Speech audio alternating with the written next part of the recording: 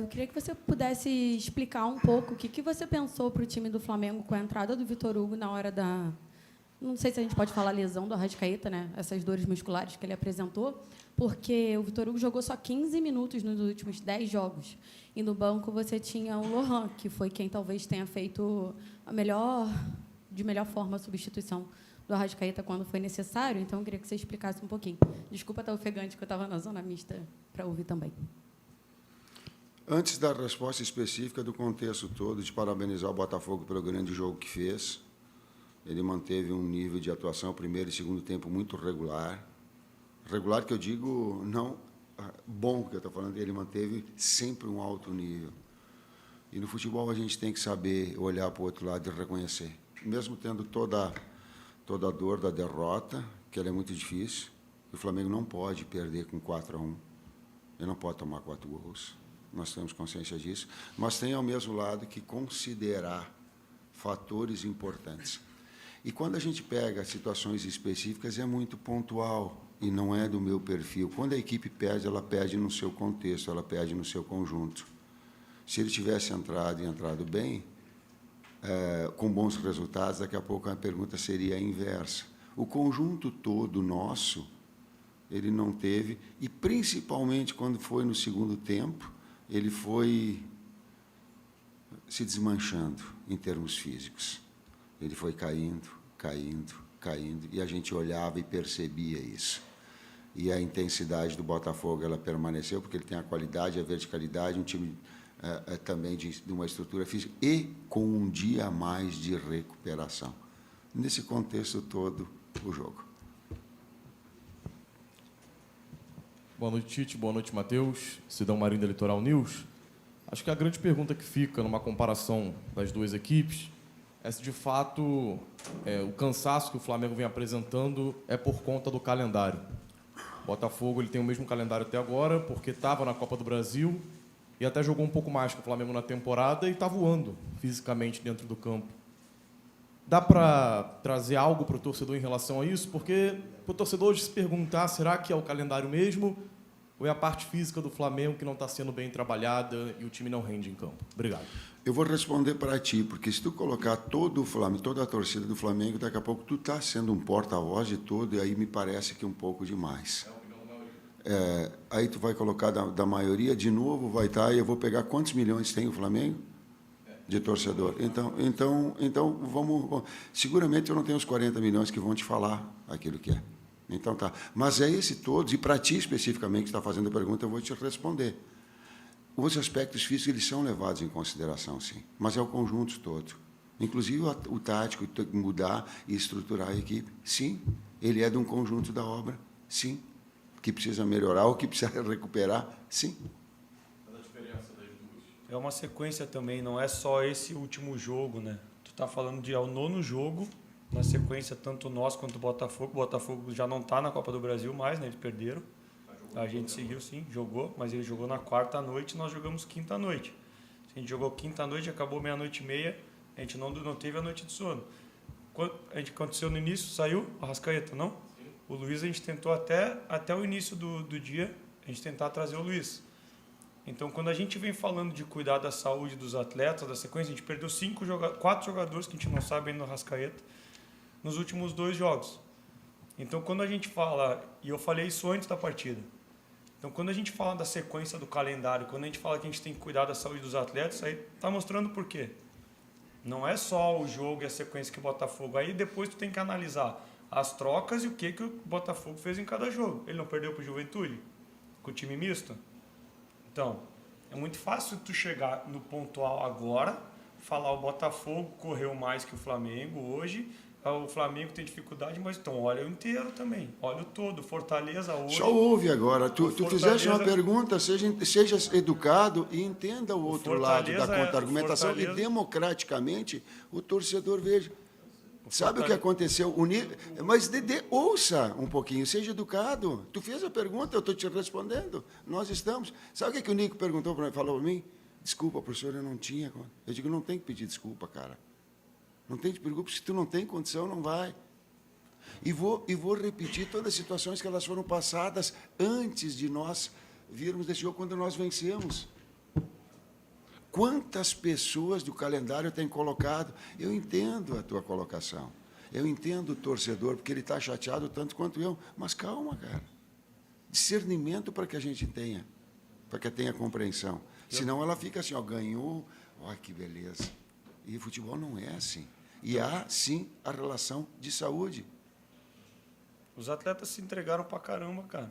Nossa equipe, enquanto a gente pôde, a gente fez frente. Primeiro tempo a gente foi bem na partida. Depois as circunstâncias também vão causando, inclusive as trocas deles, as nossas trocas, a mudança tática que a gente tentou fazer. É um contexto inteiro. Eu só acho injusto vocês compararem um exemplo por causa de uma circunstância de um jogo com o calendário inteiro. Não é a gente que está falando, vários treinadores estão falando. E depois eu fiz a mesma pergunta que eu fiz antes. Encontra qualquer competição nacional, qualquer calendário que alguém vai fazer 15 jogos em 42 dias. Qualquer lugar do mundo, que é sem intervalo. E aí pede desempenho dos atletas. Quarta e domingo, quarta e domingo, quarta e domingo sem lesão. Só encontra um e me mostra que funciona. Vou trazer mais um dado em cima da pergunta. Quando nós vencemos quarta-feira, eu coloquei isso, né? Então não é oportunista porque nós perdemos. Tá? Ouçam e vejam a entrevista do Carlos Ancelotti. Né? É GE que fez.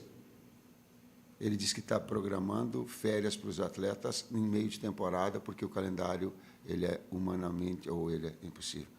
Então não é só, e não é desculpa. Nós estamos chateados, nós perdemos, não podia tomar 4, não quer, é um clássico, dói, estamos tristes, sim, não queríamos trazer para todos, tudo isso é verdade. Mas, gente, um pouquinho de bom senso para ti diretamente, um pouquinho de bom senso, cara. Mais uma aqui. Tite, Raiza Simplício, da Gol Brasil. Eu queria que você explicasse, eu sei que você não gosta muito de falar de questões pontuais, né? Fala mais sobre a equipe no geral, mas qual foi a tua ideia no intervalo? Você coloca o Everton Araújo em campo e aí dá uma recuada no Léo Ortiz. O Léo Ortiz estava muito bem, inclusive, na minha opinião, jogando ali como volante, achou um belíssimo passe para o Bruno Henrique. Eu queria que você explicasse qual foi a ideia ali. Nós tínhamos que jogar 2 jogos num só, esse e o de quinta-feira. Se eu deixo o Gerson, estoura o Gerson da mesma forma, foi porque nós planejamos isso. Se estoura o Gerson, já que está com a Arrascaeta, nós ficamos com outro jogador. E precisava, porque senão não ia ter o Gerson na quinta. Por isso. E quem tem que tomar a decisão é a gente, no intervalo, e não depois, quando deu 4-1 e ver o que aconteceu. Mesma coisa, se a gente tomasse a decisão e tivesse um resultado positivo, provavelmente a tônica seria diferente. Boa noite, Tite. Boa noite, Matheus. Vinícius, canal Vini Rubro Negro. A justificativa da saída do Gerson eu acho muito justa, realmente. Eu entendo esse fato. Mas eu queria que você explicasse a mudança tática que aconteceu naquele momento, porque boa parte do segundo tempo, a partir da entrada do Everton Araújo, o Léo Ortiz jogou mais recuado na zaga. Ele que estava jogando muito bem no meio-campo, acabou criando 2 chances de gol e também é um cara que defensivamente contribui muito. Eu queria que você explicasse também essa mudança tática. Ela teve nas 2, tanto no primeiro tempo quanto no segundo. E foi a mesma mudança tática que fez com que nós vencêssemos o Palmeiras de 2-1 no jogo conjugado de 200 minutos. Então, tu começa a utilizar em função da necessidade de dar saúde, não é... Como é que é? Não é poupar ninguém. Não é poupar ninguém. É de dar saúde, é ter o mínimo de saúde, mesmo correndo o risco de desempenho cair, como foi o caso, porque eu não queria tirar o Gerson, não ia tirar o Gerson. Assim como o Ayrton e o Fabrício. Porque eles vêm de quarta para cá, e aí a sobrecarga nessa sequência, tempo de recuperação, e aí tu perde para... Então, essas 4 substituições, elas foram planejadas lá em função de ter. E volto a dizer isso, hein? Nós estamos tristes, mas eu estou reconhecendo o grande jogo do Botafogo. Eu não quero deixar bem claro isso. Senão ela parece que o futebol só joga de um lado. Não, teve um conjunto todo. À esquerda aqui. Boa noite, professor Tite. Boa noite, Matheus. Queria perguntar sobre a questão do gol, né, tomado do Flamengo muito cedo hoje. Mais uma vez, uma bola cruzada, aquele lado oposto ali, que tem uma dificuldade né, de marcação, e a passividade também no homem da bola, né, uma bola descoberta do Marlon Freitas conseguir, né, cruzar, e ali o Matheus Ponte, né, que ataca o espaço ali e faz o gol. Obrigado. Foi desde o início, né, da jogada. Não foi só o problema do cruzamento. Ele desencadeou quando teve um salto de pressão e eles encontraram um passe por dentro. E aí daí desencadeou. É uma jogada que a gente já sabia que eles tinham. E também por isso do ajuste que a gente fez na sequência no primeiro tempo e um pouco do que a gente fez pensando no intervalo também. Para ter um homem a mais dentro da área, para liberar os nossos alas, para pegar a amplitude dos laterais deles e ter os 2 homens no eixo central para já não ter esse cruzamento. Só que aí depois, quando não acontece o resultado, fica mais fácil. O meu primeiro tempo esse lance começou antes na pressão alta. Aqui à esquerda, Tite, tudo bem? Boa noite. Lá no início dessa maratona de simultaneidade de competições, Brasileiro, Copa do Brasil e Libertadores, não me lembro em que momento, mas foi depois do título estadual, você, numa entrevista coletiva, falou sobre o nível de entendimento que todos no clube, inclusive a diretoria, tinham de um alinhamento, de que em algum momento esse calendário sacrificante poderia obrigar, você não usou esse termo, mas sou eu que estou trazendo, a determinadas escolhas, determinadas predileções. Contra o São Paulo já foi um Flamengo com rotações. Hoje, de certa forma, também. Por mais que seja uma narrativa que, às vezes, o torcedor não aceite absorver tão bem assim, é adequada a percepção, a ideia de que o Flamengo está dando um peso maior às Copas nesse momento? O fato, sim, mas da importância às Copas, não. Porque ele foi inevitável. Tu pegou está correta a tua observação, eu concordo. Contra São Paulo, era inevitável para ter na sequência uma equipe que preservasse a sua saúde e a sua performance na sequência. Hoje não dava. Não tinha condição. E as duas coincidem que os dois foram jogos tipo quarta e sábado e quinta e domingo. Então foi ocasional, mesmo pensando na saúde dos atletas. São 7 por lesão. E 7 jogadores fora. Então não foi nada, não vamos contar. Só que quando a gente jogou, por exemplo, domingo às 4 para jogar quarta, nós temos a noite do domingo, da segunda e da terça para o atleta performar na quarta. Agora, quando tu joga quarta, 9h30 para jogar sábado, é puxado. É puxado. Imagina, talvez, se a gente tivesse tomado uma outra atitude de botar os atletas jogar lá contra o São Paulo, que também era o terceiro jogo em 6 dias, e lesionasse, a gente correu o risco de perder e cair fora contra o Palmeiras.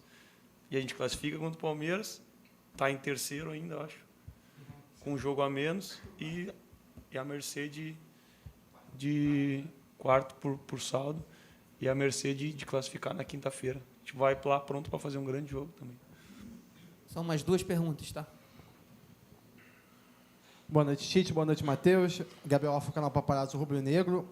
O Marcos Braz acabou de passar na zona mista ali, e aí ele confirmou que a negociação com o Michael está muito bem encaminhada e também sobre a venda do Wesley, falou que está muito bem encaminhada por toda a situação envolvendo valores. Eu queria que vocês falassem um pouco também sobre o mercado da bola, seja saídas ou reforços. Como que vocês avaliam essa situação? Eu sei que o Espíndola está por aqui também, mas como que vocês avaliam a necessidade de reforços, essa possível chegada do Michael, né, o retorno dele para cá, e essa possível venda do Wesley, que também, como disse o Braz, está muito bem encaminhada. Obrigado. Nós temos que responder da parte técnico-tática, entendo a tua pergunta.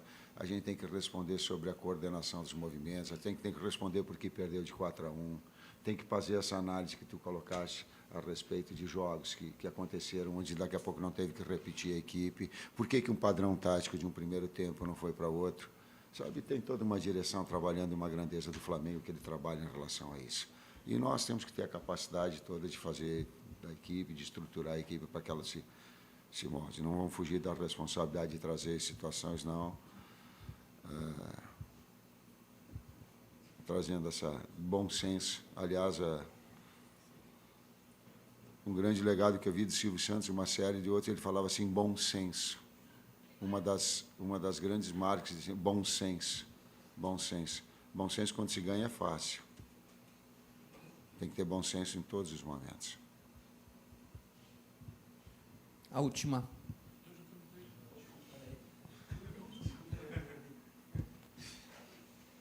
Oi, Tite. Oi, Matheus. David Sharp, do Antenados na Jogada. Então, perfeito. Acho que vale a gente discutir aqui, né, tentar entender as suas escolhas, as escolhas de vocês no segundo tempo. E no momento que entrou o Varela na lateral esquerda, no lugar do Wesley, eu meio que percebi ali que o Flamengo ficaria desequilibrado. Não só porque o Wesley já estava sofrendo ali do lado direito, né? Inclusive o segundo gol do Botafogo foi em cima dele, com o Almada. O Wesley me pareceu um pouco perdido ali. No Ayrton. Eu falei o quê? No Ayrton, exato.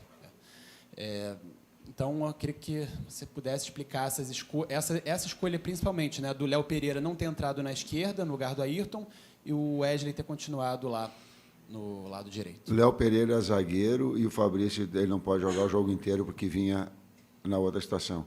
E não tem o Vina botar o Varela do lado esquerdo.